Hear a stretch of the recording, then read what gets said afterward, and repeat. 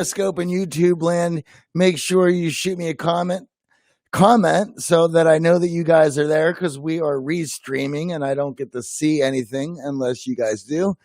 As for Instagram, your favorite blockhead is in the room. Joel Mackley is in the room. Nolene is in the room. Of course, Tally is in the room. And Christina's in the room. What is up? Guys, Joel Mackley, how you doing? Joel, are you going to join me after this as well in the network? Hello from SoCal. Well, hello from back right at you from SoCal. Right on. Yes, our moderator, Jennifer, is in Periscope, and she's on 2 cups of coffee, which means she's going to be cracking extra skulls. So, if you are over in Periscope land, you might want to watch your P's and Q's, because Jennifer is amped. Well, good. Right on, Joel. I will see you over there. So, guys, this is great. You don't want to know why? Because we actually have real news today. We have real news. So, as you guys know, I started this as an opportunity to document this pandemic, my thoughts about it, what was going on with me. Also as an opportunity to reach out to you guys, to connect and just have some accountability for every morning while this was going on. And my thoughts was, and I'll talk about topical items and my thoughts on what's going on mentally and physically, emotionally with the pandemic. And guess what? After weeks, there was just no news other than political posturing and squabbling. And you guys know that I've stated on this show multiple times why I'm just going to skip politics. Obviously, it's impossible to skip it entirely. However, children who are unable to behave do not deserve attention. You do not reward bad behavior. And I can't stand politics for that very fact. And they don't deserve our attention because they're acting like children. And children do not get our attention. So anyway, regardless of that, I'm excited because there's actually real news. So let's go jump into it. Joel Mackley, yes, children do not deserve that attention. And they've already taken up too much of our time, our precious time in development and wonder and thought-provoking content and discovery. We can't waste any more time with those children. Yes, Jennifer, that's what, you've been given candy to babies and they're going to continue being babies. Absolutely. All right, so let's get into it. Let's talk about some actual news. So Joe Rogan has left the building. Now, I would guess a good portion of this crowd, of you guys who follow me here, and maybe you're the podcast fans as well, that you have encountered and have watched a episode or two, or plenty of Joe Rogan. He does so many of them. He's been doing it for so long. Little known fact, we have been podcasting The Art of Charm longer than Rogan, but I digress. I've enjoyed many, many hours of Joe Rogan. But he also has a very broad show, which I love. And there's definitely guests that I will tune in and pay attention. I love long form content. I think to be able to have a 3-hour conversation really allows you to dive in the topics and look at them from multiple directions, multiple perspectives, so that you can have a high resolution picture of the idea of the topic. I mean, Joe's podcast has influenced culture, and especially internet culture. I mean, that's the show, right? It's YouTube. And And for myself, I certainly love the shows when with the scientists and the psychologists, the intellectual dark web, so to speak, with Peterson and Weinstein and Sam Harris, Ben Shapiro.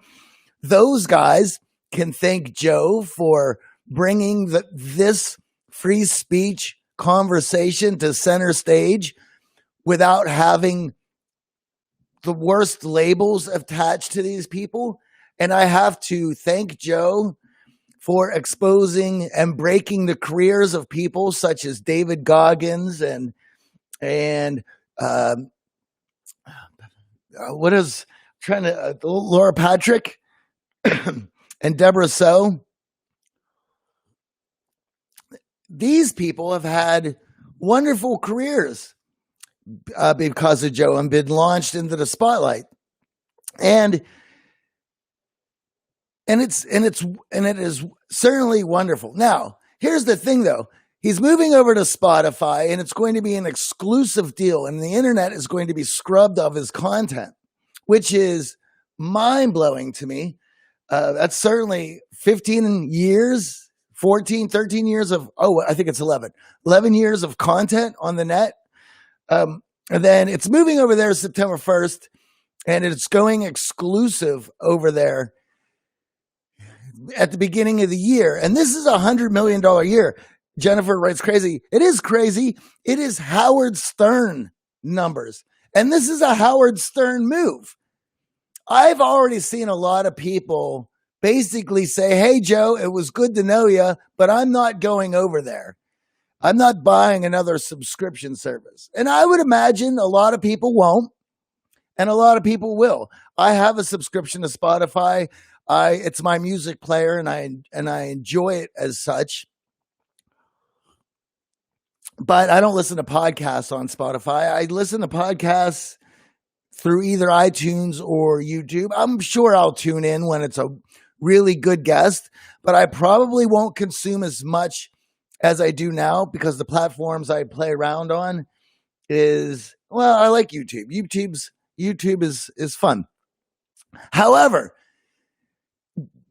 Joe had built his career there and he had sort of outgrown the platform, believe it or not. He had gotten so large and so big that he was having trouble with doing the show the way he wanted to do it at the level he wanted to do it. And there had been conversations where he intimated that YouTube was demonetizing videos and sending him letters, and he certainly couldn't have all the guests that he had wanted. He had gotten into some arguments about that. He's friends with guys like Alex Jones, who's also built a career off of YouTube, but has since been suspended. Obviously, in the podcast world that I'm involved in, free speech, capitalism, these are ideas and things that I hold dear. Just so sorry about that. Sorry about that, Jim. I appreciate you telling me that. I will keep that in mind. So with all of that, will YouTube lighten up on some of its restrictions that have recently got them into trouble with their content creators and users? There has been lots of alt tech sites such as BitChute and Library and Minds where lots of people have went to create content because they just didn't feel they were able to make it there. And this is the thing. And this is what really upsets me. YouTube had made its money and its name and its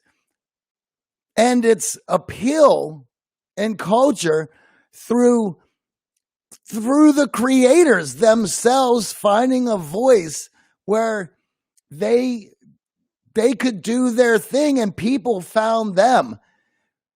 for whatever reason, lots of people did not like what some of these content creators had to say, and they shut these people down, and they started shuffling money and views to larger corporations that certainly didn't need it. This is and part of the cultural mainstream narrative.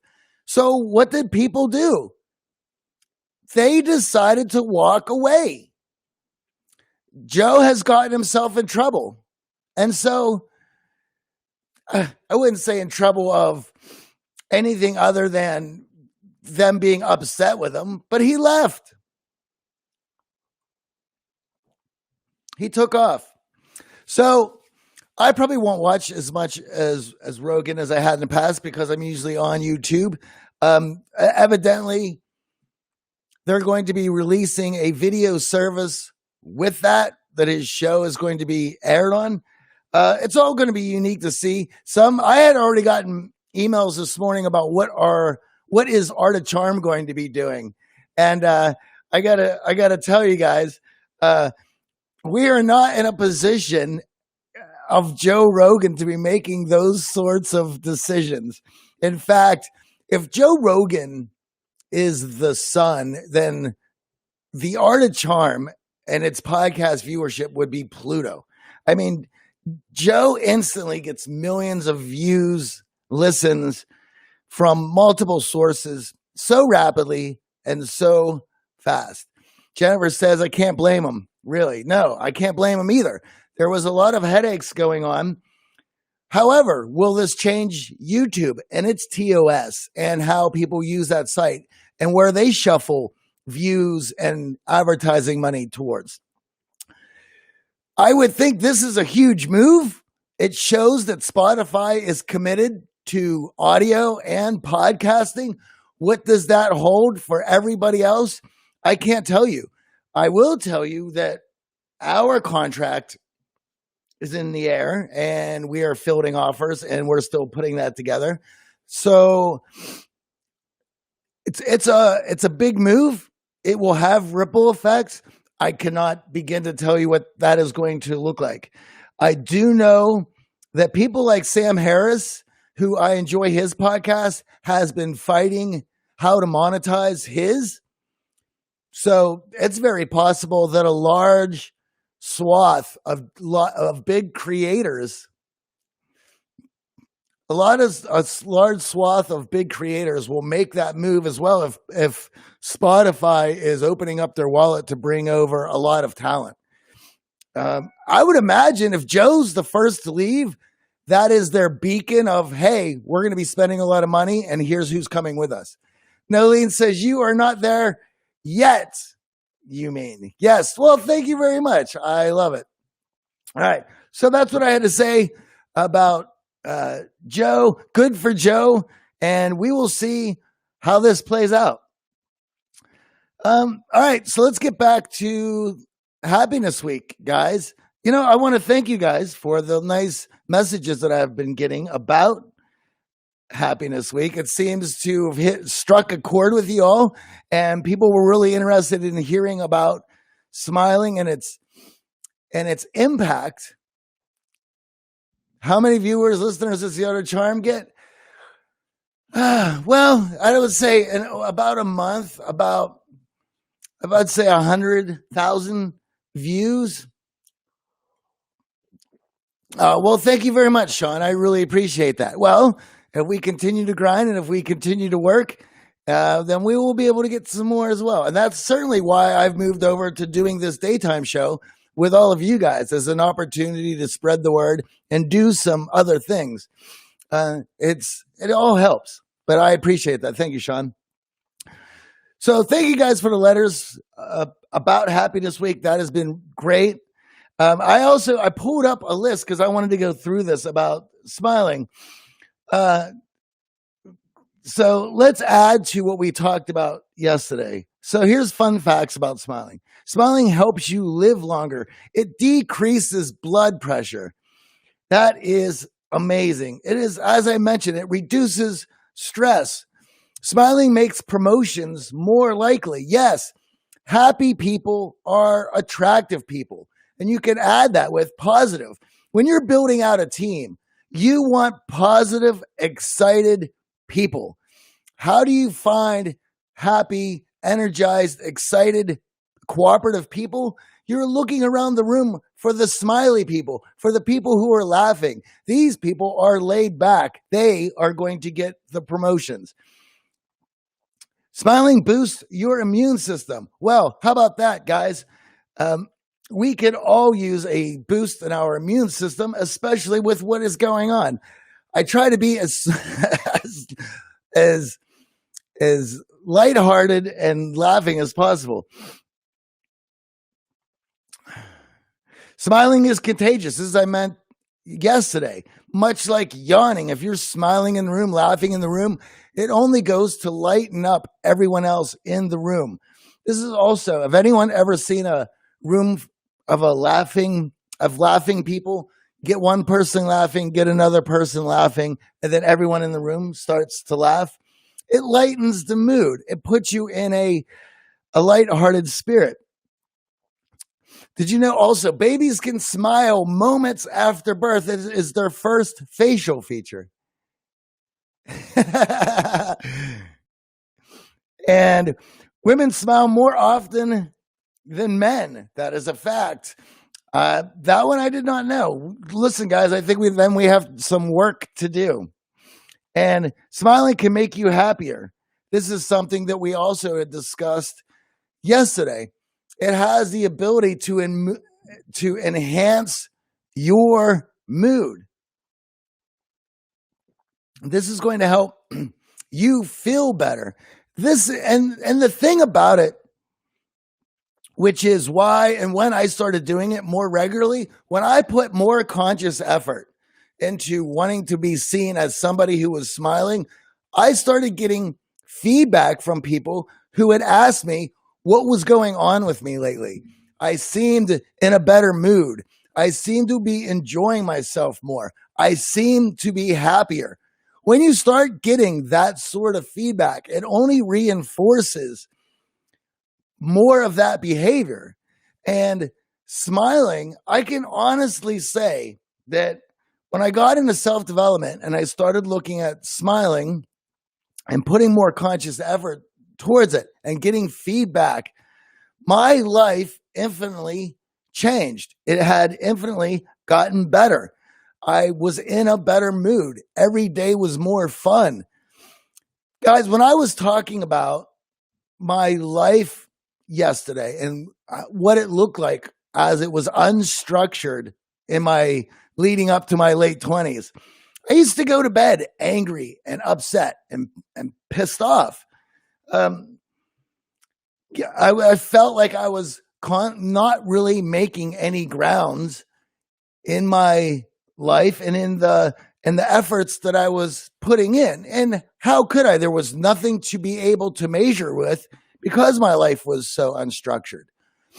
When I had gotten into self-development and I started adding structure to my life and started taking responsibility for the messaging and the presentation and the expression that I was putting out there, then not only did the ripple effects take care of the immediate proximity of what was going on around me, my internal emotions had changed as well. And I went from, rather than going to bed angry and upset and dreading the next day, I started to going to bed laughing, excited about what adventures would tomorrow bring. With that flip, you can imagine, well, once you start enjoying your efforts and you start enjoying your day, well, then you're going to want to go to bed earlier. Why? Because you're going to want to get up earlier, because you are seeing traction. You are seeing your efforts. It is for the baby as a tool to survive. Interesting point. Charlie says the baby isn't smiling because he's happy. I wouldn't think so. The baby doesn't even know what happy is. However, but Brussie But Charlie brings up the point. It is directed back to the subconscious. It is a survival mechanism. Interesting. Of course, that makes complete sense. That's rad. So once those things had changed in me, then getting up earlier, being more structured, allowed me to start seeing traction being made. Now, here's the thing about structure and why is it important. Now, are there going to be people outside of the exceptions to the rule? Absolutely. I certainly know a few people in the artist world who structure would not benefit them whatsoever. In fact, it would stifle their creativity. But for everybody else, structure allows you as a human being to thrive. Once I realized that I was able to be productive in a structured environment, I also learned that the more structure I had, the more I was able to produce, the happier I became, and the closer I had gotten to my goals. And let's look at structure in this manner as well. As a human being, for most of us, we stop growing in our mid to late 20s, between 25 and 27, the brain slowly starts to stop growing. We have completely stopped growing physically, and we have now hit our prime, and we begin to take the slow road downhill. You can either fight that natural evolution of nature, which probably not a good thing to do. You would be dragged against the grains, or you can find ways to enjoy the ride. Now, on top of that, it's all downhill up to 21. Well, science shows it about 25, 26. I will get to that, Sarah. Good question. Now, after the body, mind stops growing, you have to find ways to continue growth in your daily life in order for the same chemicals to keep you happy. Once those chemicals start shutting down, it is on you and your responsibility to find ways to grow. How will you grow? You're going to grow through physical work, through going to the gym. How are you going to grow mentally? By constantly learning, challenging yourself, looking for new opportunities. How else are you going to grow? Emotionally, by developing relationships in such a level that you get to experience oceans of emotion that you had never been able to in such shorter relationships. So finding those opportunities to continue growing after your body does is going to allow you to enjoy the slow downhill ride that is inevitable, that is we all have to take on. And you can either do it in a way that you're rolling with the grain and be able to enjoy it, or you'll be fighting every day of your life. And I will tell you this, to wake up every day and be dragged against the grain, nature doing its thing to take you with it, whether you like it or not, it becomes increasingly more difficult every day that rolls on. You can either let go and find ways to enjoy it, or you can continue to get beat up by nature on the daily. So with that, I will allow that choice to be left up to you. And let's go to Sarah's question. Sarah says, how do you maintain structure consistently? I might only be able to do it for a few days, and then it just collapses. I completely understand that happens for everything and everybody, but here is how you go about it. You have to build structure and routine one block at a time. Everyone makes this mistake. They realize, hey, I haven't been living the way I should be, so I'm going to make all these changes in my life. You can do that for a few days, but those habits have not been built. It is going to be a shock to your system.